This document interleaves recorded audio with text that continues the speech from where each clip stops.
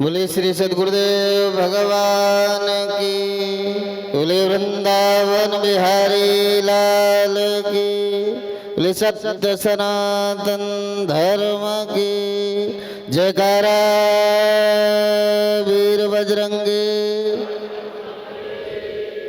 वाहेगुरु जी का खालसा, वाहेगुरु जी की फतेह। इस 28वें भक्ति योग वेदांत संत सम्मेलन के परमाध्यक्ष प्रातः स्मरणीय जगतवंद्य आचार्य परवर युग पुरुष पूज्य सद्गुरुदेव भगवान के पाद पद्मों में प्रणाम करते मंचस्थ उपस्थित पूज्य संत वृंद, अखंड परम धाम शाखा चित्रकूट के परमाध्यक्ष महामंडलेश्वर पूज्य स्वामी जगत प्रकाश त्यागी जी महाराज, जिनको मंच मंत्री के रूप में विगत कई वर्षों से सुनते चले आ रहे हैं, ऐसे अखंड परम धाम संस्था के सेक्रेटरी पूज्य स्वामी सत्य प्रकाश जी महाराज, पूज्य स्वामी वेदानंद जी महाराज, महामंडलेश्वर श्री पंचायती निरंजनी अखाड़ा से पूज्य दीदी साध्वी दिव्य चेतना गिरी जी महाराज, आए भगवत चर्चा में प्रवेश करें, अपनी मन और वाणी को पवित्र करें। श्री राम जय जय राम, श्री राम जय जय राम, श्री राम जय जय राम। सच्चिदानंद भगवान की। ओम नमः पार्वती पतये हर हर महादेव। पूज्य महाराज श्री के पावन उपस्थिति, उनकी दिव्य वाणी को श्रवण करने के पश्चात यदि हम उसे श्रद्धा से श्रवण करते हैं तो जीवन का अधूरापन मिट जाता है, जो संसार के संसाधनों से पूरा नहीं होता। जो श्रवण कर रहे थे, गंगा केरो तैरवो संतन को व्यवहार, संतों से व्यवहार करना चाहिए। धीरे धीरे हम थोड़ा बहुत ठगे गए तो मन में अश्रद्धा हो गई, कभी दरबार के नाम पे ठग लिए गए, कभी विश्वास के नाम पर हमें ठगा गया। इतनी बार ठगे कि हमें सत्य से ही नफरत सी होने लगी। नफरत होना स्वाभाविक, ठगे जाते हैं तो थोड़ा बुरा तो लगता है, पर मान लो यदि बुरा लग गया और साधुओं के से दूर चले गए तो फिर इस भवसागर से पार कौन ले जाएगा? भवसागर से पार ले जाने का टेंडर तो सद्गुरुओं के पास है, वो भगवान ने उन्हीं को दिया है और किसी को दिया ही नहीं है। बिल्डिंग बनाने का टेंडर किसी आर्किटेक्ट के पास होगा और सारे तरह के संसार, आप हवाई जहाज बनाने का टेंडर किसी के पास होगा, पर इस भवसागर से पार जाने का जो टेंडर है वो सद्गुरु नाम जहाज है, चढ़े सो उतरे पार। इसलिए मैंने कहा गंगा केरो तैरो। गंगा में स्नान करने से, स्विमिंग पूल में तो श्रीदेवी भी दुबई में मर गई है ना, गंगा में मरती तो तर जाती, पर होटल में थी, स्विमिंग पूल में मर गई। बोले गंगा केरो तैरवो संतन को व्यवहार, पार गए तो पार हो और डूब गए तो पार। डूब भी जाओगे तो भी पार हो जाओगे। साधुओं के साथ मरने से, अर्थात साधुओं के पास जिसको तुम मरना समझते हो, यदि डूब गए तो पार हो और पार गए तो पार हो। इसलिए साधुओं से व्यवहार तो करना ही पड़ेगा, क्योंकि ये जगत का व्यवहार कितने दिन तक कैसे। प्रेम करने वाली पत्नी से शादी के समय लगता ही नहीं था कि शादी के बाद कभी लड़ाई होगी। पति को या पत्नी को लगा था क्या? लगा था एक दूसरे को मिलेंगे तो जीवन स्वर्ग बन जाएगा। पर बहुत लोग हैं जो स्वर्ग से अब हाई कोर्ट चंडीगढ़ जा रहे हैं दौड़ दौड़ के, स्वर्ग छोड़ के, है ना। बहुत लोग हैं, पहले लगा था।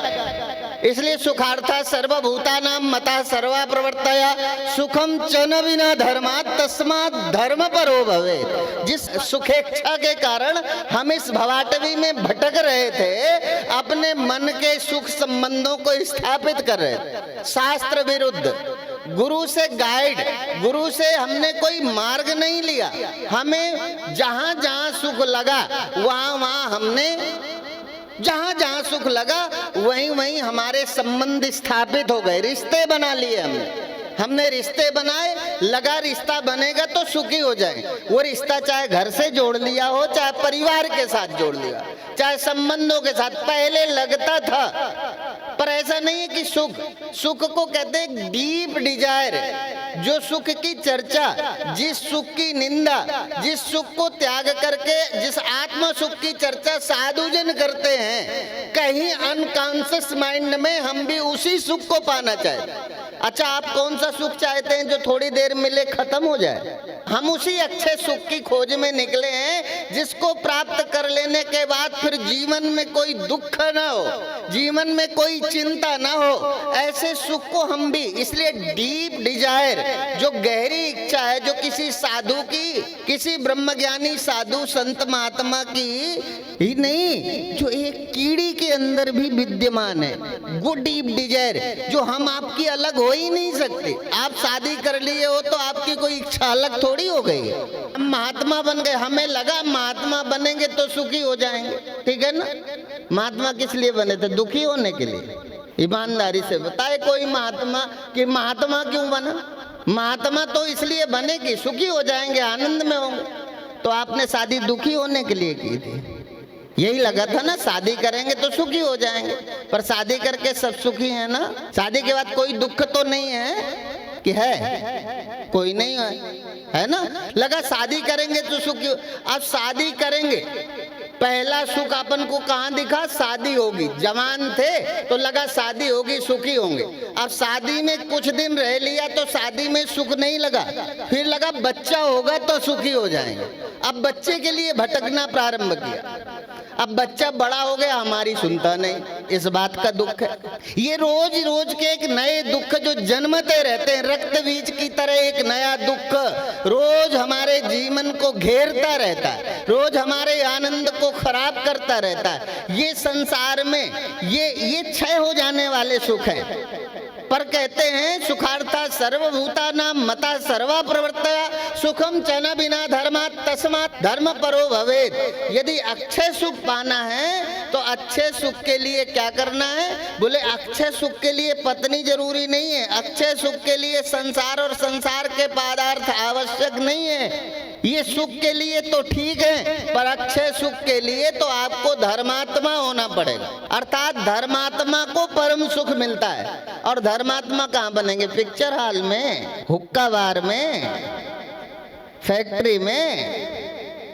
ये धर्मात्मा बनने की प्रयोगशाला कहाँ है? कहाँ इस धर्म का अनुसंधान कहाँ पर होता है? अर्थात इस सत्संग मंच में बैठेंगे तो धर्मात्मा, इसलिए नहीं कि महात्मा पर कृपा कर रहे हो।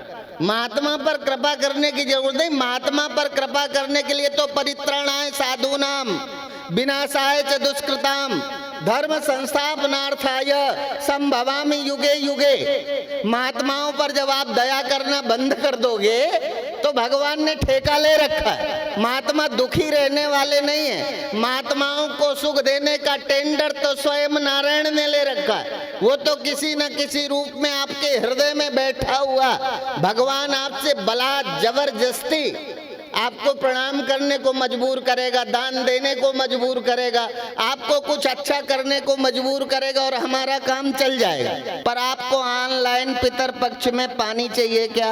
मैनुअल पानी में आप संतुष्ट हो जाएंगे? फिजिकली मैनुअल देना अच्छा रहता है कि ऑनलाइन? पितर पक्ष में हमारी संतान हमें ऑनलाइन पानी दे, पितर पक्ष में हमारी संतान हमें ऑनलाइन से बचना है तो सत्संग में लाओ।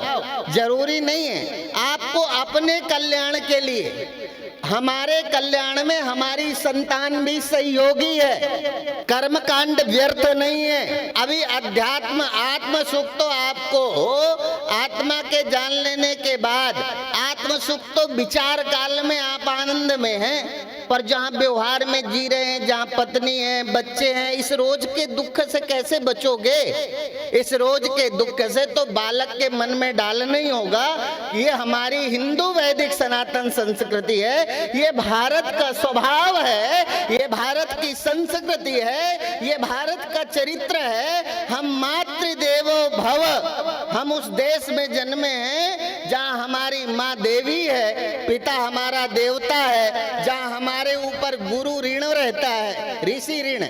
इस ऋषि ऋणी को जब तक हम अपनी संतान के मानस में बिठा नहीं देते अध्यात्म ज्ञान, मैं बहुत ये नहीं कहता अध्यात्म व्यर्थ है, अध्यात्म के पागलपन ने तो हमें साधु बनाया। अध्यात्म के पागलपन ने, यदि धन के पागलपन ने हमें साधु बनाया होता तो हम तुम्हारी कनपटी में पिस्टल रख के धन निकाल लेते। और बहुत लोग हैं जो बंदूक के बल पे धन कमा लेते हैं।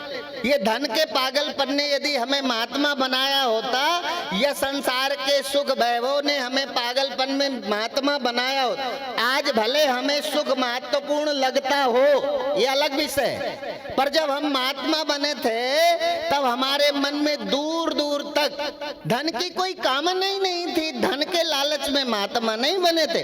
आज भले धन देख के लालच आ जाता हो, अलग विषय, पर जब महात्मा बने थे तब धन की कोई लालच, महात्मा बने थे तब महात्मा ही बने थे, तब धन और स्त्री और वैभव की कोई आवश्यकता लगी ही नहीं। इस अध्यात्म के पागलपन ने माता पिता घर को छुड़ा करके, इसलिए हमने कहा को चले हमारे साथ, को चले हमारे साथ, गाड़ी भाड़ा कछु न लागे सीधे कटा दें पास, को चले हमारे साथ। इसलिए महात्मा कहते हैं थोड़ी थोड़ी थोड़ी थोड़ी थोड़ी थोड़ी मस्ती ले लो, थोड़ी थोड़ी मस्ती ले लो। हमने ली है सब कुछ देकर, नहीं ली, हमने ली है सब कुछ देकर, तुम हमसे सस्ती ले लो, थोड़ा थोड़ा मस्ती ले लो। हमने ली है सब कुछ देकर, हमें पता नहीं था ऐसे भी मिल जाती है। उस समय अध्यात्म का पागलपन महात्मा बनने के लिए मजबूर किया। ये तो बड़ा सरल है, किसी ब्रह्मज्ञानी साधु का संग करो, घर में रहते, दो दिशाओं की यात्रा एक साथ, आप घर में भी रहो और अध्यात्म के शिखर को भी प्राप्त कर सकते हो। ये साधु का नाम कोई एक यूनिफॉर्म है, यूनिफॉर्म भी बिल्कुल व्यर्थ नहीं है। जैसे एक सिविल यूनिफॉर्म में कोई ट्रैफिक वाला बाहर है, वो ट्रैफिक पुलिस, पर वर्दी नहीं है। अब वर्दी नहीं है, वो चौराहे में खड़ा है तो ट्रैफिक कंट्रोल करना, और वर्दी हो तो आप गाड़ी निकालोगे? आप दमदार हो, बताओ, वर्दी के बिना वाले में निकालने की कोशिश करोगे कि नहीं? कथा वो नहीं जो मरने के बाद समझ आए, कथा वो जो अभी बैठे बैठे तत्काल समझते चलो, बाद में नहीं समझना। ये अभी की समझ ही आपको सुखी करेगी। मरने के बाद तो तुम खुद ही ब्रह्म हो, मरने के बाद ब्रह्म थोड़ी होना है। जीवन मुक्ति का आनंद सदगुरु के चरणों में मिलेगा, उनकी वाणी को श्रवण करने से मिलेगा जीवन मुक्ति। अर्थात आप जीते जी कैसे मुक्त रह सकते हैं, तो ऐसे ही यूनिफॉर्म ब्रह्म ज्ञान में थोड़ा अधिक सहयोगी इसलिए है कि अब हमारे मन में गोलगप्पा खाने का मन आया, अब रोड में खड़े होके खाया तो जाता नहीं, भले फिर भक्त से इच्छा जता दें घर में आ जाए खा लो, पर रोड में खड़े होके नहीं खा सकते, है ना। बहुत सारी चीजें जो मन में आती वो रोड में नहीं की जा सकती। घर में बनवा लो, आश्रम में बनवा लो, भक्तों से कोई इच्छा व्यक्त कर दो, भक्त खिला दे, तो वो जो व्यर्थ वाला समय है वो बच जाता है। अभी हमारा कुछ समय पार्क में चला जाता है, कुछ गोलगप्पे के काउंटर पे चला जाता है, कुछ दुकान के काउंटर पे। हमारा समय थोड़ा ज्यादा खाने पीने बैठने सोने जगने में चला जाता है। महात्मा का समय थोड़ा कम, इन चीजों में कम जाता है, क्योंकि उसे घूमने की स्वतंत्रता नहीं है। इसलिए महात्मा यूनिफॉर्म, पर हम कहते हैं यूनिफॉर्म कोई महात्मा नहीं है। महात्मा तो आपका स्वभाव है, आपका संस्कार है, आपका आचरण है, आपका औदार्य है, आपकी सौम्यता है, आपकी सरलता है, आपकी सहजता है, आपका परोपकार है। परोपकाराय सताम विभूतया, असल में परोपकार आपके द्वारा जो होता है वो महात्मा है। महात्मा तो स्वभाव का नाम है, महात्मा कपड़े का नाम नहीं है। कपड़े में तो अकल ही नहीं है, ये बिना अकल का कपड़ा महात्मा कैसे हो सकता है? महात्मा तो करुणा का नाम, पर दुख द्रवई सुसंत पुनीता, निज परिताप द्रवई नवनीता, ऐसा महात्मा है नहीं। क्योंकि लगातार यहाँ मैंने पहले दिन चर्चा की थी, यहाँ सदा और यस्यात् सर्वत्र सर्वदा, यहाँ सदा तो रहने की कोई ठिकाना है नहीं। ये देह मिला है तो समझो ये देह मिला, किसी भी चमत्कारी के दरबार में चले जाओ, ये देह अमर नहीं करेगा। भगवान ने गीता में कहा, देहि न उस्मिन यथा देहे कौमारम यौवनम जरा तथा देह देहांतर प्राप्ति धीरस्तत्र न मुह्यति। ये जो देह मिला है ये ऐसा ही है, ये रहेगा नहीं। देहिनोस्मिन् यथा देहे कौमारम यौवनम जरा, जैसे जन्मने से लेकर आपका कौमार, ये जवानी, बुढ़ापा सब बदलता चला गया, तथा देहांतर प्राप्ति धीरस्तत्र न मुह्यति, इसी तरह एक दिन ये देह भी नहीं रहेगा। और पंजाब में तो कहते देह छड़ दिता। अब थोड़ा पढ़े लिखे लोग हैं जो मरने लग गए हैं ना। सीबीएसई बोर्ड में जब से हम अंग्रेजी पढ़ लिए हैं तब से हमारी डेथ होने लगी, हम मरने लग गए। ठीक है, पहले हम पढ़े लिखे कम थे, तब लोग कहते थे फला के पिताजी ने देह छड़ दिता, वो फला संत चलाना कर गए, चले गए कि मर गए। पहले कुत्ता गधा घोड़ा बिल्ली ये सब मरते थे, आदमी देह छोड़ता था, चलाना करता था, स्वर्गवासी होता था, गोलोकवासी होता था, साधु ब्रह्मलीन होते थे। अब तो और मुझे नहीं पता कुत्ता ब्रह्मलीन होते हैं कि नहीं, पर आदमी जरूर मरने लगा। कुत्ते ने उन्नति भले ना की हो, पर आदमी की अवन्नति जरूर हुई है। ये मनुष्य जो है जब से ज्यादा पढ़ लिख गया, पता नहीं इसके पीछे मौत लग गई, वो मरने लगा। इस मरने से बचने के लिए, क्योंकि मरना है नहीं, तीनों काल में जो है नहीं उसको अपना धर्म मानकर हम दुखी होते। तीनों काल में मौत नहीं है, तीनों काल में जो मरता नहीं है उसे हमने मरने वाला मान करके, ये जो मौत का धर्म मैंने अपना मान लिया है, इसके कारण दुख है। इस मौत के धर्म को अहंकार विमूढ़ आत्मा करता हमिति मन्यते, अहंकार के कारण जो मैं मर जाऊंगा, मैं ये करता हूँ, मैं ये करता हूँ। ठीक है आप करते हो, पर ये भी है कि आप मरने वाले हो ही नहीं। त्रिकाल आबादित तुम सत्य, तुम आप ही तो एक ऐसा सत्य है जिसका तीनों काल में बाद किया ही नहीं जा सकता, हो सकता ही नहीं है। आप ही अजन्मा और अविनाशी हैं, पर अपने को मरना वाला मान करके रोज दुखी होते हैं। तब कहीं दरबार में जब अमृत बंटता है तो लेने पहुंच जाते हैं, है ना।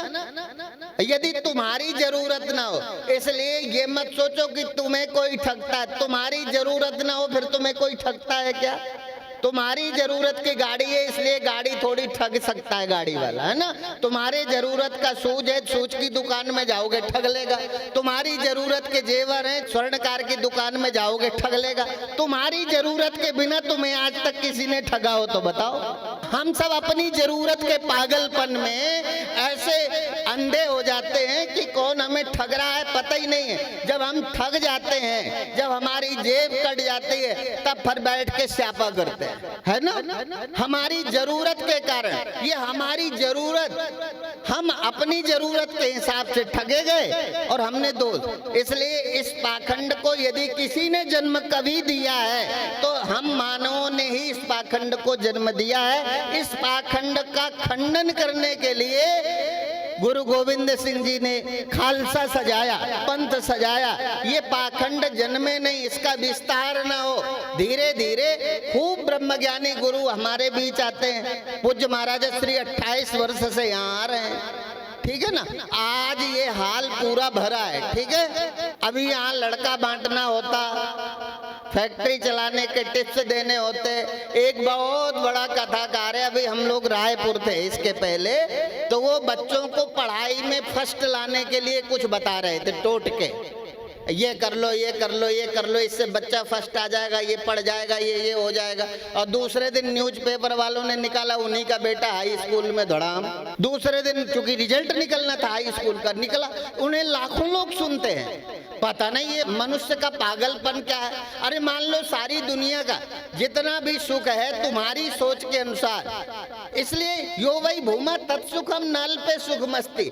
जहाँ सुख नहीं है वहाँ सुख ढूंढ रहे हैं, जहाँ सुख है, जिस भूमा में सुख है उसकी चर्चा नहीं है जीवन में। और जहाँ सुख नहीं है दिखता है, जैसे संसार में सुख और मिरर में मुख, आईने में मुख है कि दिखता है? दिखता है ना कि है। ये तो ऐसी कथा नहीं है ना जो मरने के बाद समझ आए। तो मिरर में मुख और संसार में सुख दिखता है नहीं। सुख तो आत्मा में है, सुख तो आत्मा के विचार में है। और पूज्य महाराज श्री की उपस्थिति में यदि हमें आत्मा का बोध नहीं हुआ तो फिर इस धरती में कोई माई का लाल नहीं है जो तुम्हें आत्मा समझा सके। अर्थात इस आत्मा को यदि हमने गुरुदेव की शरण में नहीं समझा तो सब व्यस्त मनोरंजन, और मनोरंजन तो जानते हो ना, मनोरंजन उसे कहते हैं जहाँ मन का भोजन मिलता रहे, जहाँ भोजन करके मन मजबूत होता हो। सत्संग उसे कहते हैं जहाँ मनोनाश वासना क्षय, जहाँ मन की मौत हो जाए और कामनाओं की निवृत्ति हो जाए, वासनाओं की निवृत्ति हो जाए, उसका नाम सत्संग है। सत वह है जो बिन से नहीं, सत उसे कहते हैं जो नष्ट नहीं होता। समझते हो? हम आज ऐसी गहरी नींद में सोए, हमारे रूम में कौन आया कौन गया ये पता नहीं चला, इसका आई विटनेस कौन था तुम्हारे अलावा? यदि तुम ऐसी नींद में सोए थे, कौन आया कौन गया ये पता नहीं चला, तो हम पूछेंगे ये जो पता नहीं चला, ये जो पता नहीं चला, इस पता न चलने का जिसे पता चला वो कौन था? उस समय तुम्हारे बेड में वो कौन था जो ये पता न चलने का जिसे पता चला? वो तुम नहीं थे तो और कौन था ये बता दो। जगह तो पता चला कि आज ऐसी गहरी नींद में सोए कि कौन आया कौन गया ये पता नहीं चला। इस पता न चलने का भी जिसे पता चला, असल में वो मैं ही तो हूँ। मैं ही हूँ जिसका तीनों काल में जागर स्वप्न सुषुप्ति, जो गहरी नींद में भी जिसे इनकार नहीं किया जा सकता, ऐसे ब्रह्म भूमा सत्य को समझने का ये अवसर है पूज्य महाराज श्री। इसलिए मैंने कहा था कि आज ये तो 2-4 दिन का सम्मेलन है, यदि लगातार हम इस ब्रह्म ज्ञान की वाणी को सुनते रहे, आज जरूरत नहीं पड़ेगी। अभी हम चर्चा कर रहे थे, एक लड़का आया वेबसाइट के पारस जी करके, उनसे मेरी चर्चा हो रही थी। मैंने कहा आज भले कई दफा हमसे लोग पूछते महाराज इस कथा से क्या फायदा है? मैंने कहा कथा से बिल्कुल फायदा नहीं, कथा जैसा और व्यर्थ काम कोई हो ही नहीं सकता। कथा में तो 3 घंटा बैठते हो, रुपया खर्च करते हो, समय बर्बाद करते हो, है ना, सुनते हो तो रुपया। तो आज भले आपको कथा, क्योंकि आज आप जवान हो इसलिए आज आपको गाड़ी की जरूरत, घर की जरूरत, पत्नी की जरूरत, बच्चे की जरूरत और सारा संसार आपको जरूरी लगता है। आज कथा आपको व्यर्थ लगेगी, पर मैं कहता हूं जब सारा का सारा संसार होगा पर सांसें आपका साथ न देंगी, ऐसी विपरीत परिस्थिति में ये सुनी हुई कथा ही आपको जीवन देगी और आपको ये बोध कराएगी कि मैं मरता नहीं हूं, मैं अजन्मा हूं। इस अजन्मा के बोध से मौत का दुख चला जाएगा, जो बच्चों से नहीं जाएगा, धन से नहीं जाएगा, पत्नी से नहीं जाएगा। केवल इस ब्रह्म विचार से ही मौत के भयानक दुख से बच सकते हैं। तो ये ब्रह्म विचार करने का हम सबको अवसर है। ये इसलिए मैंने कहा था YouTube चैनल अखंड परम धाम, अखंड परम धाम, हाथ उठाया था सैकड़ों लोगों ने, है ना, सब्सक्राइब आधे लोगों ने किया, मोटे मोटे हमने भी गिन लिए थे हाथ कितने उठे हैं। अभी भी आप बताओ YouTube चैनल कौन कौन चलाता है? हाथ उठाओ जरा। अच्छा नीचे कर लो। किस किस को लगता है कि हमें अखंड परम धाम YouTube चैनल जहां गुरुदेव की वाणी है उसको हमें सब्सक्राइब करना चाहिए? किसी के मन में है क्या? हाँ, तो जिसके मन में है, जबरदस्ती नहीं है, कोई हम आपसे पैसा नहीं लेते, जबरदस्ती सब्सक्राइब करने की बात नहीं है। आपको लगे कि हाँ ये अध्यात्म भी हमारे जीवन का हिस्सा बने, पर इसी में चाहो तो इसी में नर से नारायण बनने की यात्रा भी सीख सकते हो, और चाहो तो इसी में शैतान बन सकते हो। इसलिए संकल्प करो कि कम से कम बुरा देखोगे, क्योंकि सारा का सारा निर्माण मन से खड़ा होता है। इसलिए मन को गुरुओं ने बार बार मन को ही बुरा कहा है। मन एवं मनुष्याणाम कारणम बंध मोक्षयो, ये मन ही है जो हमें मुक्त नहीं होने देता। तो धीरे धीरे जैसा जैसा खाए अन्न वैसा बने, जैसा पिए पानी, जैसा करे संग। तो संग ऐसा करो ना YouTube में जिसका संग करने से आत्मा को जानने की जिज्ञासा पैदा हो। इसलिए भी YouTube चैनल सब्सक्राइब करोगे तो कोई पैसा लगेगा क्या? पर कन्यादान के सदस्य बनोगे तो 31,000 रुपए की राशि देनी पड़ेगी। कन्यादान जैसे और किसी अन्य क्षेत्र की सेवा करना चाहोगे तो संस्था में आपको धन देना पड़ेगा किसी न किसी रूप में, सदस्यता ग्रहण करने के लिए उसका एक नियम है, व्यवस्था है, ठीक है। उस व्यवस्था का पालन करना होगा। जैसे अब सूरज भान जी ने मन बनाया, ये कृष्णा माता का वो परिवार है, ब्रह्मलीन कृष्णा माता, जिनके सत्संकल्प से ये सम्मेलन प्रेम दीदी के सहयोग और सहायता से ये हम सबको सुनने को मिला। उन्होंने उस समय पूज्य महाराजा श्री की जन्मस्थली, जहाँ कोई परिवार नहीं रहता, जहाँ गुरुदेव जन्मे थे, उसी घर में मंदिर बना। तो जिस कोने में गुरुदेव का जन्म हुआ था वो मंदिर का गर्भगृह है, ठीक है। उस आश्रम पिछड़े क्षेत्र में यमुना के किनारे तलेटी में, जहाँ दूर दूर तक कोई साधन नहीं था, मंदिर बन गया। अब वहाँ भोजन की व्यवस्था कैसे हो, तो उसके लिए उस समय कृष्णा माता जी ने 10 लाख रुपए की एफडी करके वहाँ रहने वाले साधुओं के भोजन की व्यवस्था की। इस पावन इच्छा को मैं प्रणाम करते हुए पूज्य सतगुरुदेव भगवान के चरणों में प्रणाम करते अपनी वाणी को विराम। हरि ओम तत्सत, हरि ओम तत्सत, हरि ओम।